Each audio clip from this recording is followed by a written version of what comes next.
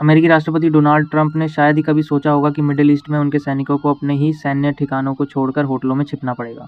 हाल ही में New York times की एक रिपोर्ट आई है मिडिल ईस्ट में, जिसने पूरी दुनिया का ध्यान खींचा है। आइए इस पूरे मामले को विस्तार से समझते हैं कि आखिर मिडिल ईस्ट में ऐसा क्या हुआ है जिसने सुपर पावर अमेरिका को बैकफुट पर ला दिया है। वेस्ट एशिया और मिडिल ईस्ट के इलाके में अमेरिका के छोटे बड़े मिलाकर कुल 13 अहम एयरबेस और नेवल बेस हैं, जो रणनीतिक रूप से अमेरिका के लिए बहुत महत्वपूर्ण है। लेकिन ईरान ने इन ठिकानों पर ड्रोन, बैलिस्टिक मिसाइलों और हाइपरसोनिक मिसाइलों से इतने अचूक और भयानक हमले किए हैं कि ये बेस अब रहने लायक नहीं बचे हैं। हालात ये हैं कि ये ठिकाने या तो पूरी तरह तबाह हो चुके हैं, या जो बचे भी हैं वहाँ सैनिक अपनी जान के खतरे के कारण रुकना नहीं चाहते। ईरान लगातार सैटेलाइट इमेजरी और सर्विलांस के जरिए इन ठिकानों पर पैनी नज़र बनाए हुए है।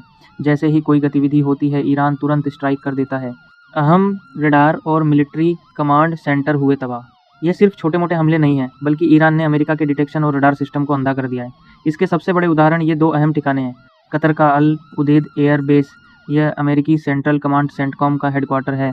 यहाँ अमेरिका का सबसे बड़ा रडार मौजूद था, जो पूरे इलाके पर निगरानी रखता था, जिसे ईरान ने नष्ट कर दिया है। बहरीन में 5th फ्लीट हेडक्वार्टर, यहाँ से अमेरिकी नेवी की पूरी एक्टिविटी कंट्रोल होती है, लेकिन इसे भी निशाना बनाया गया है। इसके अलावा सऊदी अरब का प्रिंस सुल्तान एयरबेस और जेबल अली पोर्ट फैसिलिटी जैसे अहम ठिकानों को भी ईरान ने भारी नुकसान पहुंचाया है। सैनिक होटलों में क्यों और इसका नुकसान क्या है? लगातार हमलों और सर्विलांस के डर से अमेरिकी सैनिकों को बेस से निकालकर अलग-अलग होटलों और दफ्तरों में शिफ्ट किया जा रहा है। लेकिन रक्षा विशेषज्ञ मानते हैं कि यह एक बहुत बड़ा डिसएडवांटेज है।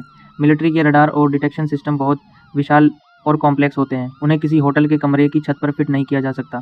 इसके अलावा सेना की सबसे बड़ी ताकत गोपनीयता, सीक्रेसी होती है। होटलों या सिविलियन इलाकों में वह गोपनीयता पूरी तरह खत्म हो जाती है, जिससे सेना और भी ज़्यादा असुरक्षित हो जाती है। ट्रंप प्रशासन के दावे बनाम ज़मीनी हकीकत। एक तरफ जहां ये नुकसान हो रहे हैं, वहीं अमेरिका के रक्षा सचिव और ट्रंप प्रशासन के अहम चेहरे जैसे Pete Hegseth, Marco Rubio, Jared Kushner एक अलग ही नैरेटिव पेश कर रहे हैं।